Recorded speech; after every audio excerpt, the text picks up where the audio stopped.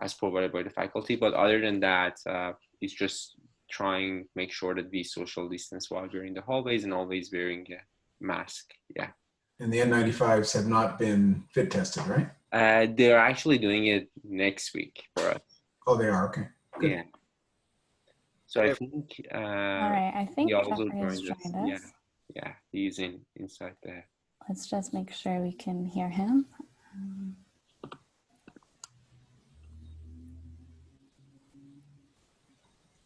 Hey, everybody. Hi. Can you hear us? Good evening. Yeah. Awesome. So we are recording this session and we will be posting it on our YouTube channel. So we're beginning with a short game of Jeopardy that we prepared for Dr. Nkansah. And basically what we'll have you do is select a category and we'll work down through the questions. But first of all, I wanted to thank you for your time and participating this evening and give a quick introduction for our YouTube viewers. So Dr. Nkansah is a dental anesthesiologist, a Toronto practitioner, and the dentist for the NBA champion Toronto Raptors. So thank you so much for joining us. We really appreciate it. It's my pleasure. I'm happy that you got the NBA champion part in there. Yeah, it's super important. So I guess, Ruzda, you can start us off by introducing the categories, and Dr. Nkansah can take his pick. For sure. So Dr. Nkansah, we have 3 categories: background about yourself, your education, about the dental field, and NBA, especially your involvement with them. Which one would you like to choose? Oh, well, it's playoff time. We'll go with NBA for 200. Awesome. So our first question, how would you say your involvement is with the Raptors, and how did it really begin? If you can tell us a bit of the background, the story about that. No, it's no problem. Now, how will you know if I get the question wrong? There are no wrong answers here. Okay, well, good. That's a lot of money coming my way, so that's pretty good. The involvement with the Raptors began from it was an outcropping from Toronto hosting the World Championships of Basketball in 1994. Previous to that, the NBA had announced that they were going to have an NBA franchise coming to Toronto, and so obviously all basketball people were very excited by that. As it works out, the World Championships of Basketball were also occurring in Toronto the summer before the Raptors were to play. They weren't obviously called the Raptors, there was no name. There was an awful lot of work to do, you can appreciate, with a new major sports franchise coming to town. There's a lot of work to do. So after the owners had chosen a number of the executives, they had to assemble a medical team. The way they chose to do it was to ask various groups to submit a group. And so your group would have an orthopedic surgeon and a sports medicine physician and a physiotherapist and a massage therapist and et cetera, including a dentist, should your group wanted to have included that. As it works out, I was asked to be penciled in to one of the groups. That group won, and that was it. I was in. That's great. How did you assemble the group, or how did that group come to be? Well, I didn't assemble it at all. I was, I think, the last person to be added to the group, actually. But the way the group came together, there's an orthopedic surgeon, Paul Marks, who's still the medical director at the Raptors, and Dr. Doug Richards, who's at the U of T, who was the head of the sports medicine clinic there. They were really the main people that were organizing the group. They found other professionals from there. And I had known Doug anyway from playing basketball at U of T. So he and I were familiar with each other, hadn't seen each other for a little while because my playing career at university stopped a couple of years earlier than '94. But we ran across each other. As it works out, we ran across each other at the World Championships, and we had a nice conversation catching up. And he asked me if I would be part of his group, and I said, sure, that sounds like a terrific idea. And so I was part of his group, and so I ended up getting into that particular group. So I didn't assemble it at all. I take no responsibility or blame or credit for putting that group together. But it's interesting that of the 6 originals that are left with the Raptors, Dr. Paul Marks and myself are 2 of the 6. So that's nice. It's been a long run. So cool. I was just reading that Paul Marks, he's just doing the like some debridement of O'Shea Brissett's knee or something coming up? If you read that, then that's fine. I certainly can't comment on it. I have no idea what Paul is or isn't doing to whom. I don't know where or if O'Shea is having a procedure. One of the things that has allowed me to stay with the team for 25 years is not to mess in anybody's business. So if Paul is doing a surgery on somebody, then Paul thinks that it's the right thing to do. And if O'Shea came here to do it, then O'Shea will be in very good hands, but I can't comment on it. I really don't know anything about what Paul is doing to whom. So that may be true, but fair enough. I just saw on Twitter. Sorry. Yeah, no. If he is doing it, then that's great. But I have no knowledge of that. So Jeff, I'll have you read NBA for 400, please. Sure. The best game you've ever seen. Best Raptors game or just best game? Best Raptors game. Game 6, Golden State championship, first one ever, easy. Wow. Super cool. That's a gimme. All right, so Rube's there for 600. So can you give us some examples of the treatments you provide for players? I mean, respecting the privacy, but like in general, do you do just general dentistry for them, or is it like a specific sort of treatments? Well, I guess the answer to this depends on the venue. And so I'm present at the home games. At the home games, I'm responsible for our team, for the visiting team, for broadcasters, I assume, journalists, not so much, but a little bit, and the referees, if something were to come up there also. So if I'm there at the Scotiabank Arena, then my treatment regimen is very limited. I don't have a chair or a compressor. The Maple Leafs do, because obviously they have their mouths smashed up a lot more than basketball players do. I don't generally have access to their equipment, however, so usually the work that I'm doing really isn't even general dentistry, it's emergency dentistry. It's freezing, it's stitching, it's re-cementing something, it's, if I can, I'll smooth something off. So the work that I do there is usually more trauma-based, sometimes basic restorative. And when I say basic restorative, I mean like re-cementing a crown. There was a situation where a number of years ago, a coach was having an implant done on his front tooth, and one of the temporaries came off. So then, you know, head coach, nationally televised game, how can I sort of function without a front tooth? And then we had a little bit of a debate because they were from, obviously, the States. And we said, well, you appreciate that Toronto is a hockey town. You might be appreciated if you actually don't have the tooth in. So we had a quick laugh about that. He chose, in the end, yes, I think I want my tooth in after all. So very basic restorative we could do. I said, you know, be careful about who you're yelling at, because I can't promise you the tooth is going to sort of survive everything that you do through a game. But it did, and it was fine. So, you know, it's kind of the basics. Stitches I'll put in if it's orofacial type injuries, then I'll put them in. There are 3 people who are there on a nightly basis. Again, Dr. Paul Marks, who we talked about, he's an orthopedic surgeon. Dr. Harry Petrov is the medical, sort of more general physician. He's an emerge doc and a family physician. And so he, generally speaking, will deal with the non-orthopedic things that come up that are medical. And I'll just deal in the orofacial region. But the 3 of us actually have known each other for a very, very long time, preceding the Raptors by quite a ways. Actually, all 3 of us grew up in the same neighborhood, which is completely coincidental, but we knew each other also growing up from about grade 4. So we've known each other for a very, very long time. And so it's very easy just to sort of say, you know, who wants to take the lead and how can I help? And that's kind of what we do, just to provide the best treatment that we can. If players are going to come up to my office, then it's general dentistry, plus or minus the anesthesia. But that's, if they're coming up, then they're a normal patient. And as a follow-up, are visiting teams willing to use your services, or will they prefer to have their own dentist for treatment? Well, they don't have their own dentist. So dentists don't travel. So their option is see me or don't see anybody. And depending on where we are in the season, they may be very willing to see me, usually early in the season, or they may be completely unwilling to see me or tell me anything that's going on especially as you approach the playoffs. And so I know, for instance, in last year's playoff run, there was a Milwaukee Buck who I know got hit in the mouth and I know suffered some traumatic injury.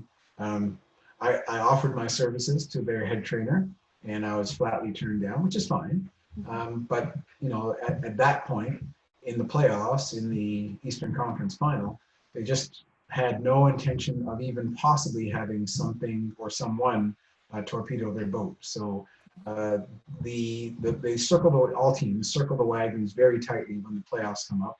And so it depends. The answer is it depends on the situation. Generally speaking, they're quite happy to have us come on board and help out. We do check the opposing team after every game just to make sure everything's okay. Generally speaking, it's like, thanks for checking in, guys, and we'll see you next time in. They tend to know us by name. We tend to know them by name. Most of the people who are head trainers, that type of position, they've been in that position for a long period of time. Through the regular season, the medical staff does not travel with teams, and so we're responsible, and they know that. And if they need us, then we're there for them. So that hopefully answers that question. Yeah, definitely. Thank you. For sure. So Jeff, maybe you can take NBA 800.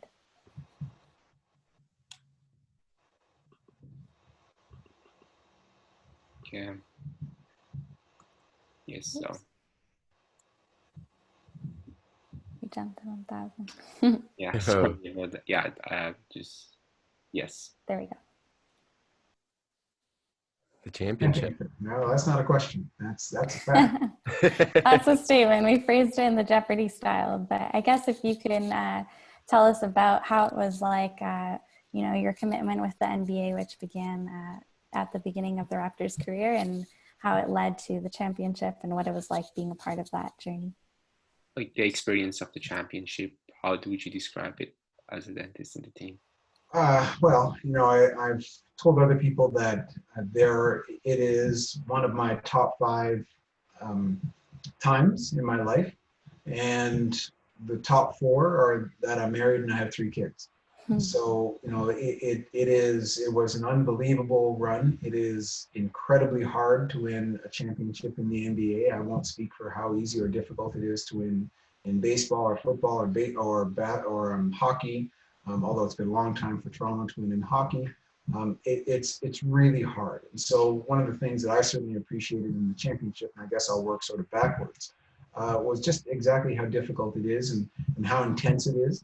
And it made me really recognize and admire the Golden State Warriors for having been there 4 years in a row, to admire LeBron James for having been there 8 years in a row. It's really, really hard to climb that mountain. And once you're there, of course, you get a taste and you want more. It's like the first time you're in the playoffs, and that's wonderful. But then you want to go farther in the playoffs, not the first round knockout. You want the second round. After you get there, you want to get to the Eastern Conference Finals and eventually the finals. And eventually championship, which is the brass ring. So, it was unbelievable. I've been involved or interested in basketball since I was very young. So probably as a 10 to 12-year-old, I took up interest in the sport, and which means there's a lot of decades that are behind me with the sport. And for one to have told a younger me that I would have the opportunity to be involved in an NBA championship, well, I wouldn't have believed you. First of all, there was no team in Toronto, and there was no way that I was going to be involved with that team in Toronto. And then there was no way that the team that I was involved with in Toronto was going to win a championship. But all those things did come true. It was year 24, so it was a long time waiting. But it is, I don't know if it's more or less sweet. I don't have a point of reference, but I suspect that it is, for me personally, it was more gratifying to have won after 20 years of being involved as opposed to winning after 2 years of being involved, because that probably would have spoiled me and I would have been a little bit grumpy afterwards. Working backwards, I've seen us be the best in the world, and I've seen us be just about the worst team in the league also. I remember, I believe it was our 3rd season. You'd have to check statistically, fact check me on that, but our worst season was 16 and 66 year. And I was involved in that as well. And it was thoroughly painful throughout. It was really awful. And the fan support, the city support was still just growing. People were learning about basketball, but it was awful. It was very difficult from an ownership perspective. It was very difficult from a coaching perspective, from a general manager perspective. very difficult from a player perspective, which made it very difficult to support them medically, health-wise, because everyone was kind of looking out for themselves. And so we've come now to the championship where everybody is a unit. We really are working very, very well, very tightly as a group to, the bad years, the lean years, the early years, where really everyone was in it for themselves and nobody knew what was going to become of it because it was such a new phenomenon that, first of all, nobody knew what they were doing. And second of all, nobody knew where this could lead or how it should feel. So going backwards, there really was quite an evolution, but it was wonderful. And to have it culminate in the championship, even one, is really marvelous because they are really hard to win. And if you take a look at the number of teams that have actually won championships, far more teams have not won championships than have. And we're in that list. So it's the pinnacle, it's the best. Yeah, and as you said, the Raptors have really gone through an evolution, and so has Toronto. It's developed more of a basketball culture around there. Absolutely. Look at that picture of you there as well. Yeah, I mean, that was, what a day. What a day. Great, so Rizba can read this out. So can you give us an exciting story, an interesting story about your involvement with the Raptors in any capacity as it relates to your experience there? Anything that you think would be interesting for us to hear, any specific incident or moment? Or well, I think there's lots of things. I think that, there was the year early on, 100 years ago when I was new to the team and the team was new, they would come to the players would come to town a little bit early, maybe 2 weeks early or so, but they would just play pickup games. And at the time, the organization was loose enough that I could just join in a pickup game. So it was pretty interesting for me to be able to play at not NBA speed. I'm not going to say that. It wasn't. It was preseason and everyone was just kind of wandering into town. But everyone, of course, wants to get their hands on the basketball. And if you have an opportunity with a basketball player to play 5-on-5, you're going to. That's just kind of, it's the natural thing to do if you're in a gym and you're ready to play. So I did have an opportunity to play in Tracy McGrady's rookie year.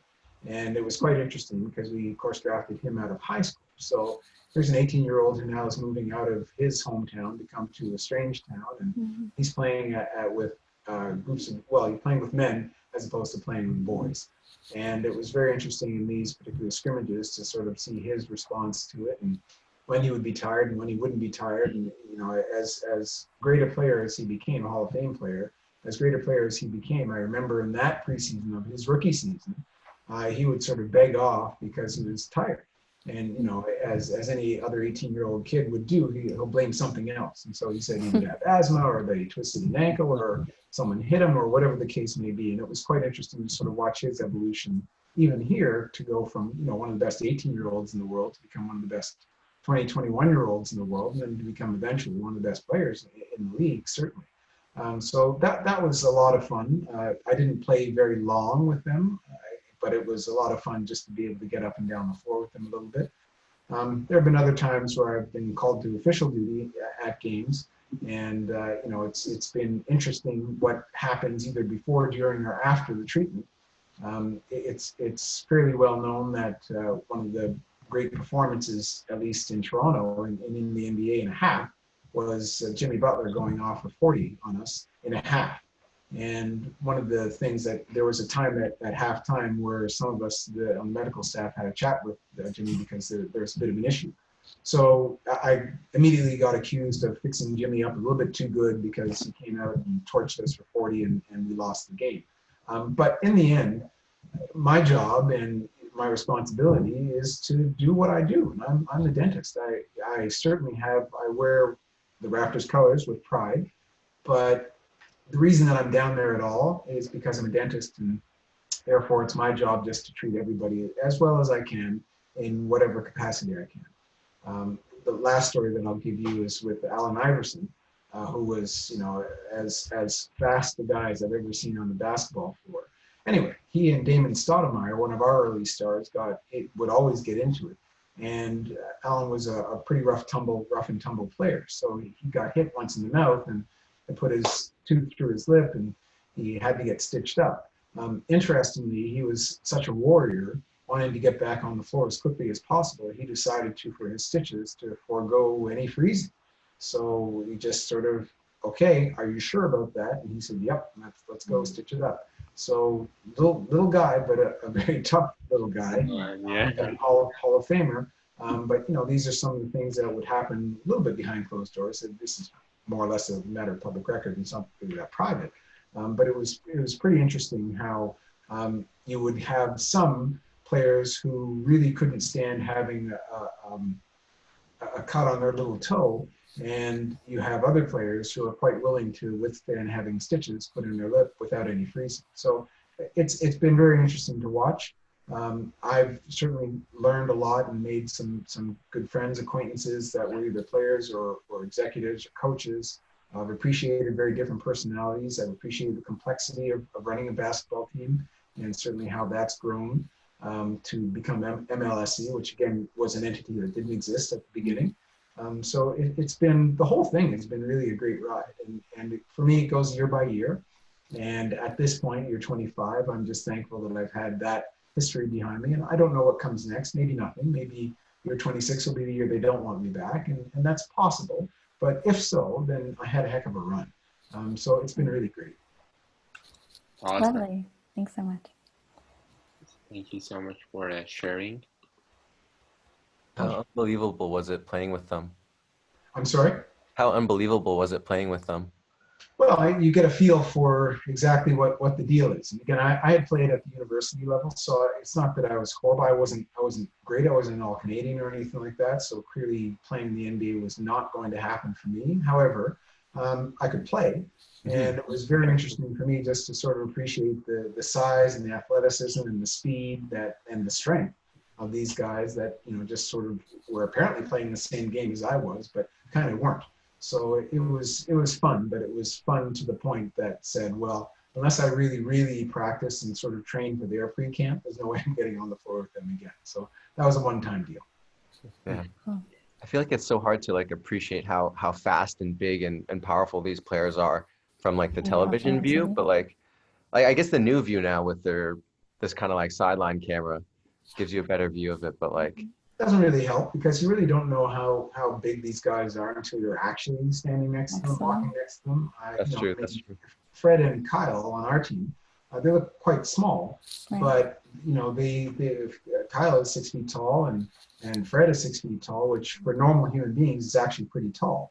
But of course, they're standing next to 6'8" and 6'10" and 7 feet and 7'1". Marc Gasol is I would say an honest 7'1". I hadn't measured him, but he's 7 feet for sure and probably 7'1". But that's a lot of human beings, and you really can't appreciate that these guys are running pretty much at the same speed as you, although they may be up to a foot taller than you. And just to sort of see the movements that they do, it really is kind of like ballet on the hardwood. The type of athleticism that's there just really shouldn't happen at 6'9", 6'10", 7 feet, but it does, and I think it's marvelous. Definitely. Super impressive. Awesome. Thank you so much. So now between dentistry and background, which one would you like to go? Which column? Well, I know background's a little more boring, so let's go there. Okay. So I guess the first question is 200. Would you tell us about the place you grew up? I assume it's Toronto. Which neighborhood, if you could share with us? Sure. Well, I'm a Toronto born and bred kid. So I was born in Toronto in the Flemington Park area. We moved to New York. My family and I moved to New York when I was probably 3, something like that, 3 or 4. We lived there for a while. My father was completing his residency. He's a physician. And we came back to Toronto when I was, I guess, in grade 2 or so, grade 3, something like that. So I've stayed since. I have gone to school outside of Toronto, but apart from that, we moved into sort of the North York area, and my parents are still there, and I'm still quite close. So I'm a Torontonian, no question about it, and I'm definitely a city rat. It's summertime right now. I've had a couple of conversations with a number of patients who have been lucky enough to spend their time at cottages. And I tell them, all due respect, I don't envy you because I would just as soon be in the city anyway. Owning a cottage is just about the last thing I want to do because I just had no interest in it. I really like the city. So Toronto's my home. Toronto's where I'm comfortable. I like cities anyway, but I like Toronto best of all. Awesome. Great. Thank you so much. So the next question, maybe Jeffrey can ask. Sure. Sorry, I was just turning on the light. Your undergrad degree. Where did you complete it? And I did my undergraduate degree at Western University. I did sciences there, graduating with a biology degree that was concentrating on physiology and pharmacology. At the time, I figured I was going to probably go for medicine. As I mentioned, my father's a physician, so I thought that would be the direction that I would go in. It didn't work out, but that's where I was headed, so that's what I did. I spent 4 years, did an honors BSc at Western University. Great. awesome. So the next question is about your hobbies. Can you share with us any specific hobbies outside of, I guess, basketball and dentistry that you might have? Well, dentistry is not a hobby. That's definitely a profession. So hobbies, it's basketball, not sports. I would say basketball. I'm not really a big sports enthusiast. I'm not going to turn on hockey or baseball or football or whatever happens to be on the TV. I'm not going to do that because I'm not particularly interested in those sports. I am interested in sports per se, but I'd, generally speaking, rather play them than watch them, basketball aside. And apart from that, I really love music. So I really like listening to music. I like, when I can, going out to concerts, not so much now, but when I can, enjoying live music and just listening to whatever it is that someone else has an ear for, just so I can get a handle on it. So I would say music is my next hobby. Awesome. Thank you. Anyone particular that you've been listening to a lot lately? Yeah, there's lots of people I listen to all the time. In terms of newer artists, let me get back to you on that. Every time people ask me that kind of question, I start to come up with a million different things that pop into my head. So let me think about that. I'll come back to that. Don't worry, I'm the same way. All right. So background for 800, we were wondering what it's like to be involved in the University of Toronto as a faculty member. For me, it's been very, very good. I found the U of T to be very supportive. At a distance, at an arm's length, I'm also sort of involved on the teaching staff, so at Western University and McGill University. But University of Toronto is where I spend most of my time from a teaching perspective. They've always treated me with the utmost respect. Excuse me, and I've tried to treat the university with a lot of respect. It has been good to me. I therefore try to be good to it. Excuse me. What I have tried to do as a teacher was remember my good teachers. And I've tried to the best of my abilities, be the kind of teacher that I would want to teach me. And so I've tried to, again, to the best of my abilities, tried to engage the classes that I could. Oftentimes we'll talk about stuff that has nothing to do with what I'm supposed to be teaching, because I wanted to humanize the experience. At the same time, I wanted to make sure and emphasize that we would teach. And at the university, actually really at all three universities, I really have been given a lot of leash. Now, I'm not a full-time professor, and I'm not a researcher, so I suspect that the constraints would be greater if I was. But as a part-time assistant professor, really they've been very, very good to me, because if I say I think I'd like to try this, they give me a lot of leash to go ahead and do so. And as far as I can tell, at least, the reception has been quite good.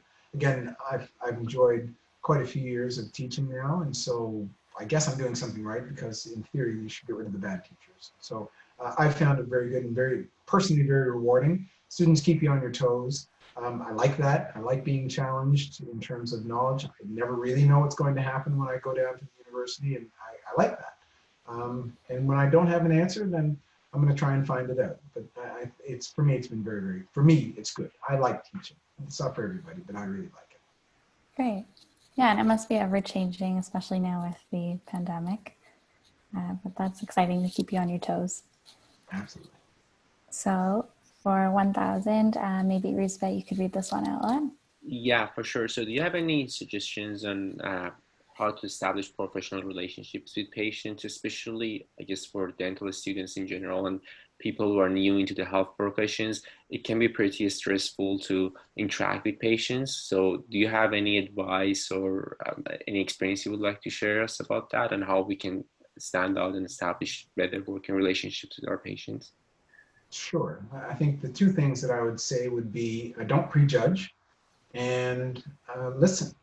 So prejudging is very easy to do. Someone has an accent, someone dresses a particular way, someone has a particular affect, someone has a particular job, or whatever the case may be. We tend to categorize people very quickly, sometimes visually, and it's not fair, and it shouldn't be done. So in terms of professional relationships, if there's a series of treatment possibilities, and there may be 3 or 4 or 5 different possibilities, it would be very unfair in a prejudging standpoint to say, even though options 2 and 3 might work, I'm not even going to present them because it's not possible.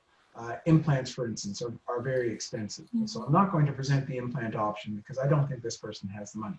Well, maybe an implant really would have been a reasonable thing to express or to offer as an option. But if you never offer it, then it's not fair to the patient because they never knew that that really was an option. Can they say no? Of course they can. But you know, let them choose. You shouldn't choose for them. The other thing that I would say is listen. It personalizes you, and it gives other folks an opportunity to let you know what makes them tick.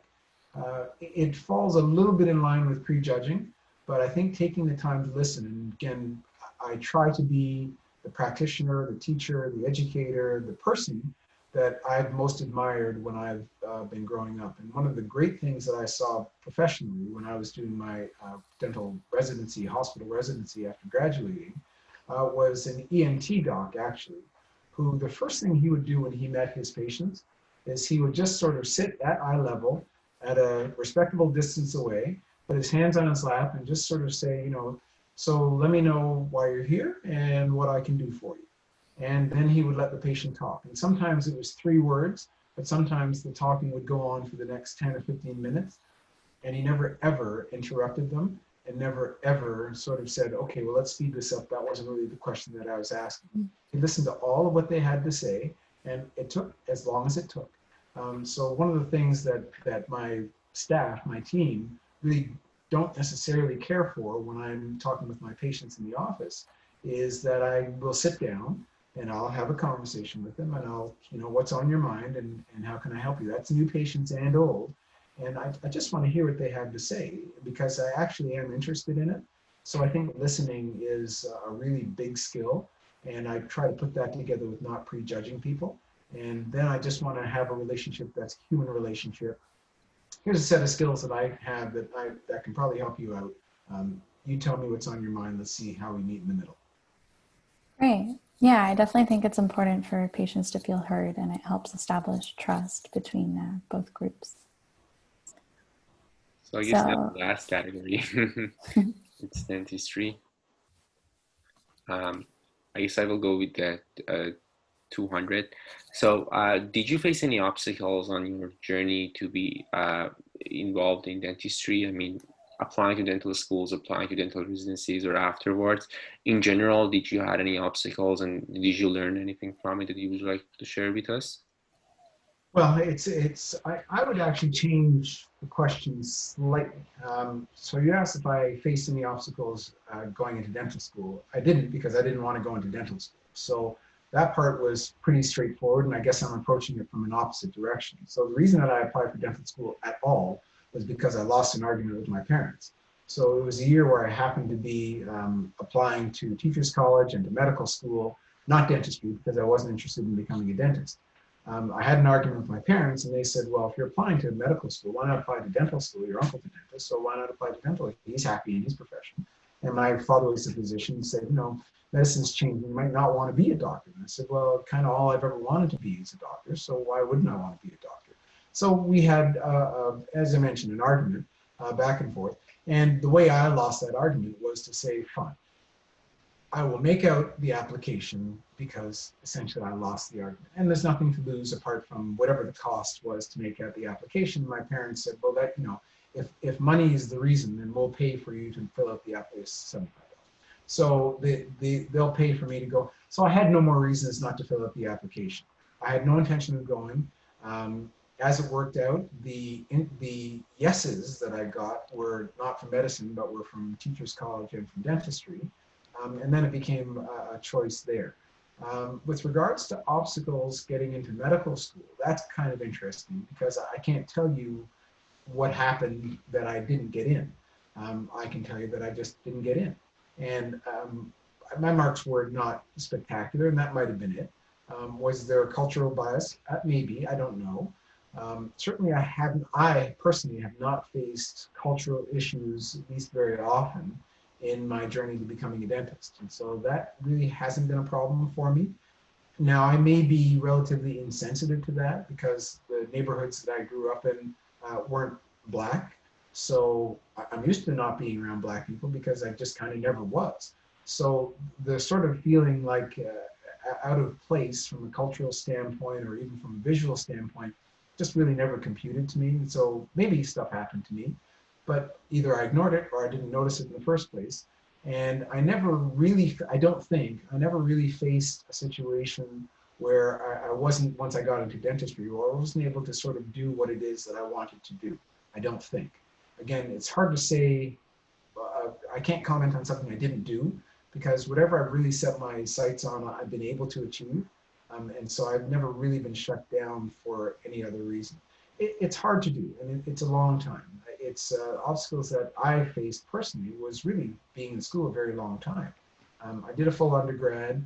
I did a master's degree before I started dentistry. Then I did dentistry, and then I did a specialty in dentistry. So, you know, I was in university as a student for 13 years, 14 years, something like that. So that part was a really long journey, but that's where I was going. And so I suppose time would be an obstacle, but if that's where you're going, 14 years in the case of, maybe getting a career for 30 or 40 years is a small price to pay, especially if you like where the journey leads you. And I've been very fortunate.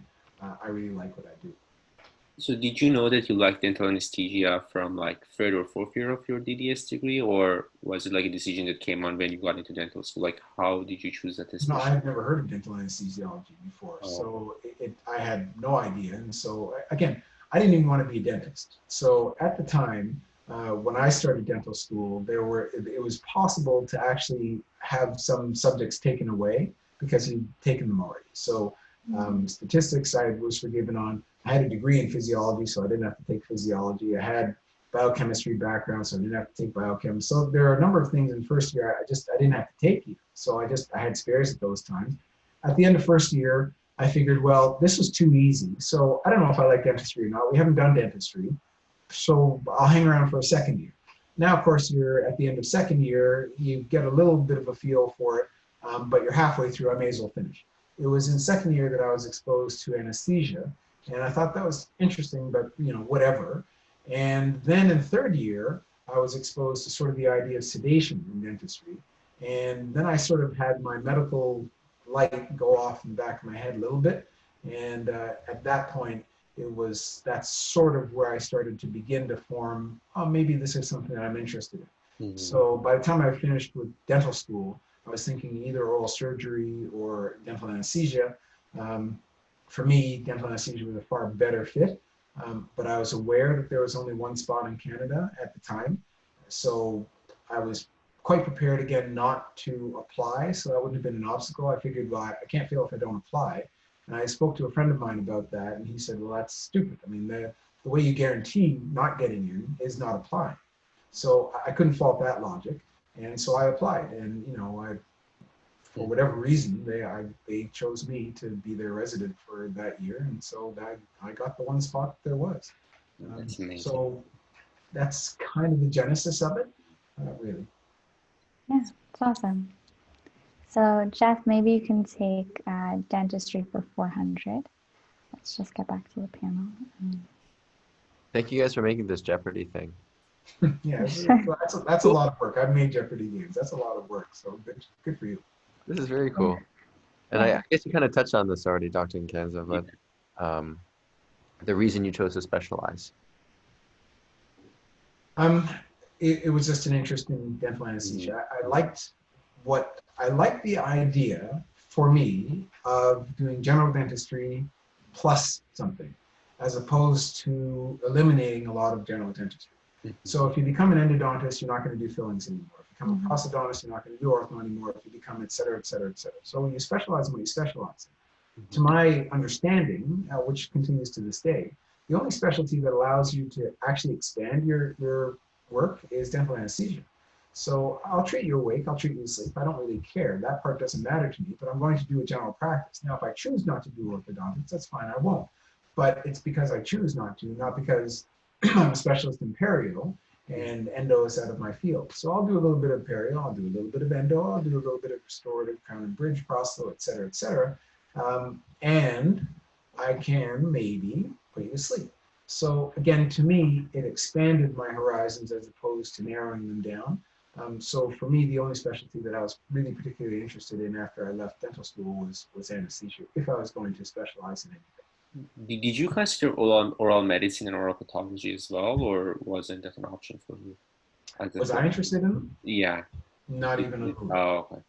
Okay. Is that also sort of like a speaking of expanding your like professional responsibilities? Like oral medicine also adds another dimension of like non-surgical management of the diseases. So that's true. However, you have to remember that my undergrad degree was physiology and pharmacology. So the pharma part fell right into anesthesia. And after I sort of, two things swayed me. One, I saw dental anesthesia in action. I thought that was kind of cool. Two, I met a number of the people who were my professors and who became colleagues. So Dean Haas is one of the people Dean Dan Haas is one of the people that I came across as an educator. And I was like, this dude knows his stuff. And the stuff he knows is stuff I'd be interested in knowing or finding out. So by knowledge base and by personality, I felt that the dental anesthesiology group was a group that was kind of like-minded.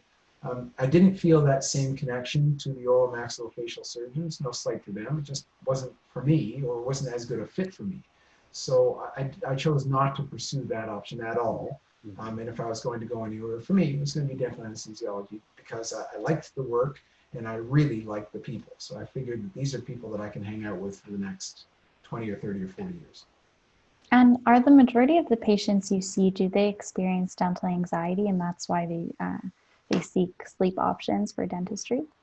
I'm sure they all have dental anxiety to a point. But only about half of my patients receive sedation at any level, be it minimal, moderate, or deep GA. Only about half of my patients have any level of sedation. So they will be, generally speaking, they will be referred to me. Sometimes I just inherited them from the practice that I'm in now.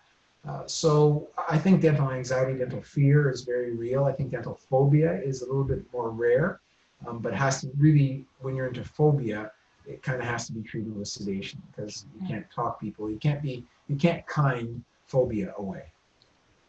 That's right. Great. So Jeffrey, maybe you could read out dentistry for 600. Sure. So what does a typical day look like for you? A typical day in the office starts around 8:30. We have our team meeting. We go through the roster. The whole team goes through the roster. So my office has 2 principal dentists. We have a number of associates specialists that come in. Sometimes as associates, sometimes not. So we have perio and endo primarily that come in. There is another dental anesthesiologist who joins us from time to time. So it depends on the day. But generally speaking, we have in our office, we have 6 chairs. We're going to have 4 to 6 chairs operating probably in a day. So we do have a team meeting at the beginning of the day. It goes for about 15 minutes. We'll all go through the entire schedule. We'll talk about notes, medical or otherwise. We'll talk about who's going to be in the room if it's a sedation case. We have 2 full-time nurses. And so everybody should know what everybody else is doing through the day. And if there are personality things or announcements to make, this person got married, this person's father died, this person got a new dog, and we'll talk about that sort of thing as well. And it's a good opportunity, it's the only opportunity really in the day for the entire team just to sort of get together. I've been very, very fortunate to have a very stable staff. So my team has been together, the newest one is probably 5 years in. And the jump from there goes to nearly 20 years. And so it's been a long time this group has been together, and we like each other. So it's very nice to have that gathering in the morning. By 8:45, that's our first patient. And so we see whoever we see as the schedule goes through. We try and give everybody an hour's lunch, dentists included. So we have an hour's lunch just to, either catch up on paperwork or whatever the case may be, have a chat, go out for a walk if it's a nice day. And then we'll work until 5 o'clock.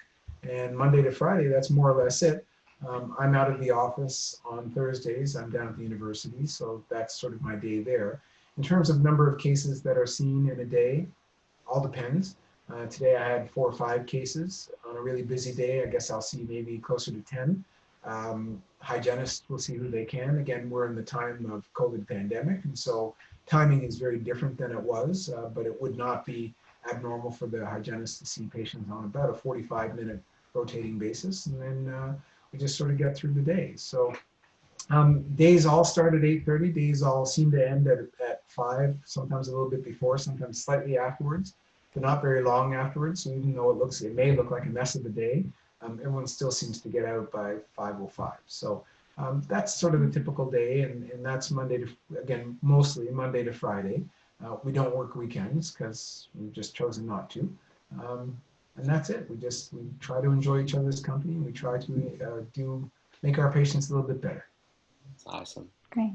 Do you find it challenging to maintain a work-life balance, or maybe taking off weekends has given you that extra time for yourself? Sure, it's difficult, but it is what I think that whatever is important to people, they can make happen. So if time doesn't come to you, you have to make time for things. So time is going to march on either way. So I can maybe illustrate this a little bit better by creating an analogous story. And so a friend of mine was also a university basketball player. We played together in high school. He ended up going out in the East Coast, so he was at Dalhousie. And one of his teammates and good friends on the team was a medical student. My friend was an okay student, but not terrific, and certainly not medical school caliber, not that he even wanted that. But here was this medical school student who was able to, be a good basketball player and show up to basketball and get all of his work done and get all his clinic done, his labs and his teaching, all that sort of thing. And my friend was sort of struggling to get through kind of an undergrad regular degree. And so at one point, my friend said to his teammate, he said, how on earth do you do all this? And so his teammate said, I'm happy to tell you, and I'll go through this in detail, but you have to commit, because otherwise it's a waste of my time. And you're going to have to come to my place because this is a sit down and chat thing. And so they ended up going through, you have to decide what it is you want to do in a day. What's important to you and what isn't important to you. And essentially you make out a priority list. And once you figure out what it is that you want to do, then you make a schedule. And that's really largely what I do. I mean, I really live through my Outlook schedule, to tell you the truth. But I'll book it in a long time in advance, and I'll let everybody know where I'm going to be and when I'm going to be there. And then when I'm doing whatever it is that I'm doing, I'm fully committed to that. So I know a lot of people are very hooked on their cell phones because it's very easy to do so. But quite frankly, if you email me, I'll get to it when I get to it. And if you really, really need me, I guess you better phone me, because otherwise I may read your email today, I may not read your email today or tomorrow or the next day, because I'll get to it when I get to it. Because when I come home, that's going to be, for me, that's going to be a time for me to spend with my family. I like my kids and I like seeing them every day, and I like finding out how their days were, and that's that. I don't mind cooking supper. I do that, well, always actually. So I'm happy to do that as well. But that's what I'm doing. And if you email me at that time, sorry, I'm not going to get back to you. Even if you text me, I still may not get back to you, because that's not what I'm doing at that time. So, fitting things into a day is really about you being disciplined enough to go ahead and make a schedule and then following your own schedule. So I'm pretty good at that. And so everything for me fits, not easily, but everything manages to fit. Awesome. Yeah, it takes a lot of organization. So Ruzbeh, if you could read for us Dentistry for 800, please. For sure. So what would you describe as the most challenging part of your job as a dentist? I guess for me, it's like mostly management with patients, but we're very interested to learn about you as an experienced practitioner after years of practice in dentistry? I think management is always hard. I think if you are, so management of patients is important. I did not treat a patient today because medically she wasn't good today. So we had a conversation about what my concerns were medically. That's difficult to have someone come in prepared, psyched, or scared for whatever the work was that was going to be done. And then for me to say, well, actually, we're not going to go ahead today. So, you know, that's a sit down and have a conversation. I still think I absolutely think it was the right decision. It would have been foolish, I think, for me to go ahead and do it, irrespective of her disappointment. My job is to try to have her as healthy leaving, if not better, than when she walked in. That had a strong potential of not happening had I chose to treat her. So that was hard. So disappointing people, anybody, is a challenging part of the job. Management is a hard part of the job. If you own an office, I think you are a small business owner, and we're not necessarily very well trained as dentists to be small business owners. And so you have a lot of things to consider. Again, I'm very, very lucky in that respect, in that my staff is very stable. And so I know who to trust with what, and they know their roles and I know mine. So I'm very happy to stay in my lane. And as I'll say to any patient, as I'll say to you, I have a lot of bosses at work, and you could argue about who owns the practice and who doesn't, but I'm not the boss. I just work there. And so if everyone else can do their stuff, then everybody else stays happy. It really isn't my job to fill the day book. It's really not my job to figure out what sterilizer is best. It's really not my job. I'll have to say yes eventually, but all those things aren't my job. There are people who do that better than I do, and they pay more attention to it than I do. That's fine. I'll come in, give my bookings the way I sort of treatment planned it, give me the right amount of time to do it, and that's my responsibility just to go ahead and perform what I do to the best of my abilities. For some people, that's hard to do, to stay in your lane, but I don't mind it at all. It works for me, so I like that. The last part, I guess, the challenging part of my job, or jobs, is just staying abreast of everything. I don't want to be the first to do something. I also don't want to be the last to do something. If there's a new procedure that works and makes sense, I want to know about it. I want to research it. I want to see if that's going to be good for my patients and for my practice. But it's with things flying along the way they are now, including the advent of technologies, that's a hard part to keep up with. So I think staying abreast, staying current is difficult. I think management is difficult. And frankly, physically, dentistry is not an easy job. You're really doing almost microsurgery quite often. It's in a small place that is hostile. It's hard to see. You need lights. You're looking down. You're leaning over. You need people to be safe and comfortable. It's quite a juggling act. So I appreciate why people can't sort of do this indefinitely, because physically it takes its toll. So you got to take care of your body. Definitely, yeah, the ergonomics come into play. So Jeffrey, if you could please read the last question for tonight. Sure. And do you have a favorite procedure? I really don't. I got to tell you, one of the things that I enjoy about being a dental anesthesiologist is being able to do a lot of different things. The part of the job I think I enjoy best is actually just communicating with the patient. I love at the end of a case where a patient is satisfied and/or I have exceeded their expectations. So I really don't have a favorite procedure. I think the ones that are most rewarding, maybe for me and for the patient, are things that are cosmetic. I've recently done a number of big veneer cases where, you know, it sort of changes smiles. Mm-hmm. And it really does matter to folks. In these cases, of course, you're always dealing with adults, and so they've dealt with whatever their smile is for a very long time.